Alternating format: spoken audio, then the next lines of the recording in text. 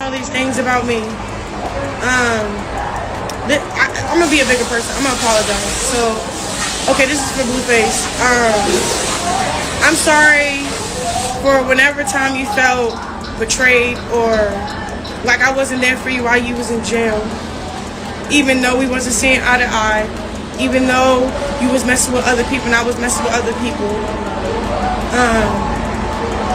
Prison is prison, right? So it's like a line you don't go over or cross for real, and I feel like his heart really hurt with that. When I get mad, I say things like, you're better off either dead or in jail.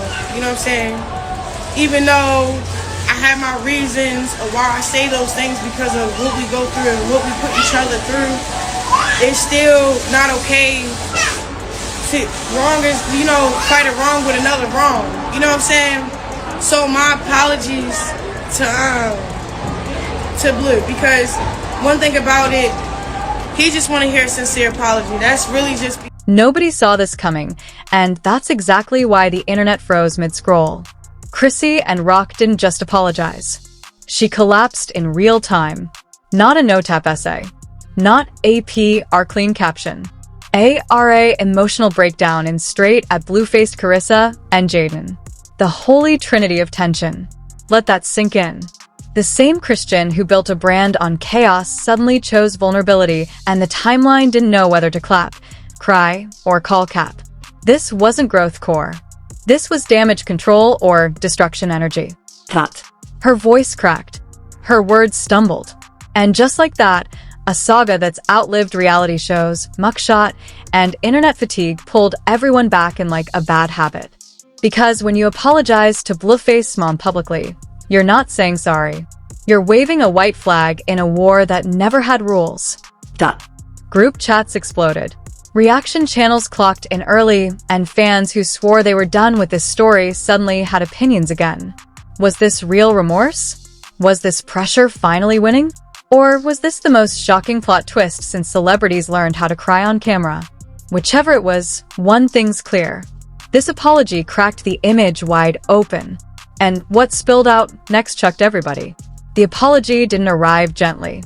It crashed into the timeline like a siren nobody asked for, but everyone heard. Chrisean Rock wasn't yelling, wasn't flexing, wasn't fighting shadows in the comments. She sounded worn down, like someone who finally realized the armor was heavier than the battle. And that alone made people nervous because chaos is predictable. But vulnerability is not for years. This saga thrived on noise.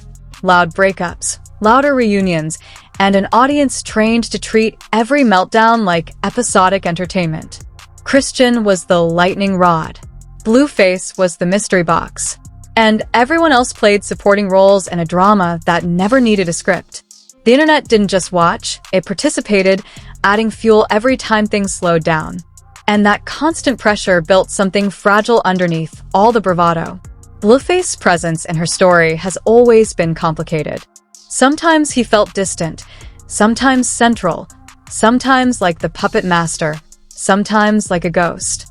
Their dynamic looked less like love and more like a loop nobody knew how to exit. Every argument became public property, and every silence felt intentional. Over time, the relationship stopped being personal and turned performative. Then there's Karlissa, a name that carries weight whether she's speaking or not. She's never been just a background character, never the quiet observer. Her words have ignited fires, shifted narratives, and redirected blame more times than fans can count. When Christian mentioned her directly, it felt like acknowledging authority in a space where defiance was once the rule. Jaidyn's role has always been subtler, but no less powerful. She doesn't need to speak loudly to be felt in the conversation. Comparisons follow her without invitation, and silence around her often says more than a live stream rant. Including her in the apology wasn't accidental. It was symbolic. It signaled an awareness that some damage isn't loud, it's lingering. What made this moment different was the absence of theatrics. No dramatic pauses for effect, no quick pivots into blame or jokes. Chrisean didn't frame herself as misunderstood. She framed herself as responsible. That shift alone rattled supporters and critics alike. When someone known for deflection stops deflecting, people start asking why. Now the timing raised eyebrows immediately. Public sentiment had been cooling, patience thinning, sympathy wearing out. Even loyal fans were starting to sound tired, less defensive, more cautious. This apology didn't feel random. It felt like the result of accumulated weight, like a breaking point reached quietly, not dramatically. Early reactions split fast. Some praised the honesty, calling it overdue growth and emotional maturity. Others rolled their eyes, labeling it calculated and overdue damage control. A third group stayed silent, waiting for what usually comes next in this saga. Because history taught them that calm moments rarely last. Screenshots spread faster than context. Clips looped endlessly, slowing down every crack in her voice like it was forensic evidence. Armchair analysts broke down facial expressions and word choices, as if they were decoding a confession.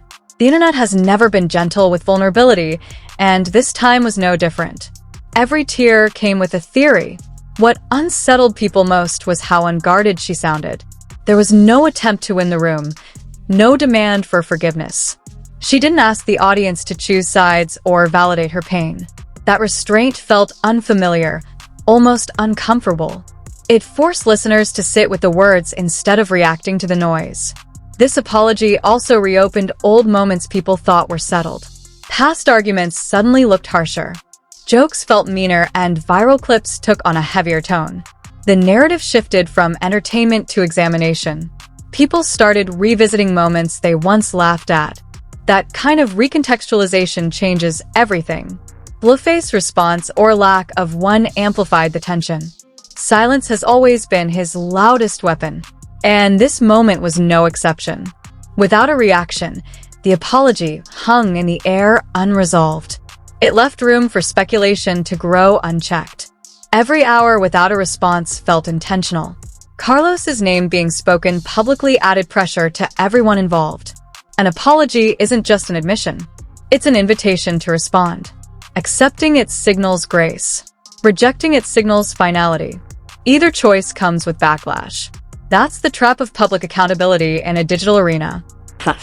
Fans who once treated this saga like background noise suddenly leaned back in. Not because of new chaos, but because of emotional risk. This wasn't another explosive rant that could be dismissed tomorrow. It felt like a turning point, or at least the suggestion of one. And those moments always attract attention. By the end of the apology, nothing was resolved. No relationships were repaired. No narratives were closed. What changed was the tone of the conversation. The armor cracked and everyone noticed. Once that happens, the story stops being about who's loudest and starts being about what happens next. The internet didn't process the apology quietly. It turned it into a spectacle within minutes. Reaction channels sprang up like emergency tents, each one racing to frame the breakdown as either redemption or manipulation. Thumbnails got darker, titles got louder, and suddenly everyone claimed they had seen this coming. That's how the timeline works when emotion meets algorithm. Memes followed immediately, because humor is how the internet avoids discomfort. Some joke that this apology had more plot than entire reality show seasons. Others said it felt like watching the villain pause mid-monologue and realize the audience isn't cheering anymore. Laughter mixed with unease, and that combination made the moment linger longer than usual. Celebrity subtweets started creeping in without names attached. Vague messages about accountability, growth, and healing floated across feeds like incense. Nobody wanted to say too much, but nobody wanted to stay silent either. In this space, neutrality looks like guilt and silence reads like strategy. Even unrelated posts felt connected. What caught people off guard was how divided the reactions became. Former critics often admitting the breakdown felt real in a way past chaos never did. Meanwhile, some longtime supporters stepped back, saying the apology didn't erase the exhaustion. When both sides hesitate, it signals a shift that can't be ignored. Blueface's continued silence poured gasoline on the debate. Every hour without acknowledgement felt louder than a statement. Some read as indifference, others asked control. Theories multiplied, each one more confident than the last. Silence became the canvas people painted their assumptions on. Karliss's orbit loomed over everything. Even without direct commentary, her presence shaped the conversation. Fans debated how she might respond, what acceptance would look like, and whether forgiveness was even possible in a public arena. When an apology goes public, the response becomes a performance, too. Jaidyn's name sparked another wave entirely. Her inclusion refrained the apology from personal regret to relational awareness. People started discussing rivalry narratives, comparisons forced by fans, and the quiet damage of being positioned as an opponent without consent. Suddenly, the conversation wasn't just about Chrisean's pain. Pop culture comparisons exploded. People said this felt like a season finale twist, where the main character finally drops the mask. Others joked it was the emotional equivalent of a plot twist that makes viewers rewatch earlier episodes differently. Once those comparisons start, it means the story has crossed into cultural moment territory. Outrage didn't disappear, it evolved. Instead of yelling, people started questioning patterns. Old clips resurfaced, not for shock value, but for context. Moments once dismissed as antics were re-examined with less patience and more scrutiny. The tone shifted from reactive to reflective, and that's more dangerous. Some fans argued that vulnerability shouldn't be punished. Others countered that accountability isn't complete without consistency. The comment sections turned into debates about redemption arcs trauma and whether public apologies are ever sincere. This wasn't gossip anymore. It was a referendum on belief. Brands and media outlets adjusted quietly. Headlines softened their language, but stayed cautious. Nobody rushed to crown a comeback. This industry waits for proof, not promises. Industry waits for proof, not promises. One emotional moment doesn't outweigh years of volatility, no matter how compelling it looks on camera. The most uncomfortable realization for many viewers was recognizing their own role. People admitted they cheered chaos before, laughed at meltdowns, and rewarded instability with engagement. The apology forced a mirror onto the audience, and not everyone liked what they saw. That discomfort fueled even more discussion. Influencers dissected the breakdown like it was a masterclass or a warning. Some praised the honesty. Others warned against confusing exposure with healing. The phrase "growth isn't linear" appeared everywhere, usually typed by people who rarely allow public figures room to stumble. What made this phase volatile was the lack of resolution. No acceptance, no rejection, no clear next step, just a charged pause. Those pauses are where narratives mutate. Expectations rise, patience thins, and every future mood becomes amplified beyond proportion. By the time the initial shock faded, the damage and the opportunity were both clear. The apology didn't close the chapter. It rewrote the stakes. From that moment forward, chaos alone wouldn't satisfy the audience. They tasted vulnerability, and now they were watching for consistency. The saga entered a new phase without anyone announcing it. Louder reactions didn't dominate anymore. Quieter consequences did, and that shift changed how every post, every silence, and every appearance would be interpreted moving forward. Once the audience recalibrates, there's no going back. What began as a breakdown turned into a pressure test. Not just for Chrisean, but for everyone connected to the story. The internet had moved past shock and into expectation. And expectations, once set, are heavier than outrage ever was. After the noise settled, reality stepped in quietly. The apology didn't erase history. It rearranged how that history was viewed. Past moments suddenly carried more weight, not because they were new, but because the context had shifted. What once looked like reckless chaos now felt like unresolved damage catching up. Chrisean's single quote's image didn't collapse. It complicated. Supporters who once defended everything now picked their words carefully. Critics who once dismissed her entirely started acknowledging the human beneath the persona. That middle ground is uncomfortable because it doesn't offer easy narratives or quick judgments. Blueface's position became more exposed through absence. Without reacting, he allowed the public to project meaning onto his silence. Some saw control, others saw detachment. Either way, his quiet presence shaped the aftermath more than any statement could have. Silence, once again, became strategy. Carlos' role shifted into something heavier. An apology aimed at her didn't just ask for forgiveness. It placed responsibility on her response. Accepting it would soften years of tension. Rejecting it would harden public perception. Public accountability traps everyone involved, not just the one apologizing. Jaidyn's quiet continued to speak volumes. Her restraint reframed her as the stable reference point in a story defined by volatility. Fans began reinterpreting past comparisons, questioning narratives they once repeated without thought. Sometimes the loudest growth happens without words. Industry conversations moved cautiously. Nobody rushed to rebrand Chrisean as redeemed or rehabilitated. Opportunities don't follow tears, they follow patterns. This moment opened doors slightly, but they remained guarded. Consistency would decide whether they stayed open or slammed shut. Public patience shifted from entertainment to expectation. Viewers weren't waiting for the next explosion. They were watching for follow-th through. That's a dangerous transition for someone used to surviving on spectacle. When the audience stops cheering chaos, the margin for error shrinks fast. The pressure didn't disappear, it transformed.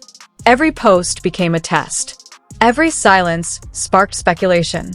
Growth is harder to perform than chaos because it requires time, restraint, and repetition. Those qualities don't trend easily, and the algorithm doesn't reward them generously. Old wounds didn't close. They resurfaced differently. Conversations about accountability, trauma, and cycles grew louder. Some people demanded distance from the saga. Others leaned in hoping for real change. The split revealed how deeply invested the audience had become, even against their will. This apology also altered future conflict. Any return to old behavior would feel louder now, harsher, less defensible. Once vulnerability enters the narrative, regression looks intentional. That's the risk of cracking the armor publicly. You can't pretend it was never there. Chrissy A and now stands at a crossroads without a countdown clock. One path leads to consistency, boundaries, and quieter progress. The other leads back to familiar chaos with less sympathy waiting on the other side. The audience knows this, and they're watching closely. The saga didn't end, it matured. What once thrived on shock now lives under scrutiny. The drama hasn't vanished, but it's heavier, slower, and more consequential. That shift alone makes every future chapter more volatile than the last. No matter what happens next, this moment can't be undone. It marked a visible fracture in the persona that once seemed unbreakable. Whether that fracture becomes a foundation or a fault line depends on what follows, not what was said. And that's what keeps people hooked. Not the apology itself, but the uncertainty it created. Because when the mask slips, the story stops being predictable. And unpredictability is the most dangerous thing in a saga that survived this long. Now, before you scroll away pretending this didn't just shift the entire timeline, let's talk. Because moments like this don't happen in isolation, and this saga is nowhere near finished. One apology cracked the surface, but what comes next decides whether this turns into growth or another internet implosion waiting to happen. Drop your take in the comments. Was that breakdown genuine accountability, or a calculated pause before the next storm? Do you think real change is coming, or have we all seen this movie before with a different filter? Don't play neutral now. This conversation needs opinions. Hit that like button like it personally betrayed you. Subscribe like you already know another plot twist is loading, and turn on notifications because silence today usually means chaos tomorrow around here. The calm never lasts long. This channel doesn't chase noise. It tracks patterns. While others react late, we connect dots early. When narratives flip, receipts surface, or silence starts speaking louder than words. This is where it gets unpacked without mercy. Remember, scandals don't take breaks. They just change costumes. And when the next chapter drops, you don't want to catch it halfway through the timeline with no context and bad takes. Stay locked in, stay sharp, and stay watching, because on Vibe Crave, drama isn't just reported, it's decoded. And trust me, this story still has unfinished business. Has unfinished.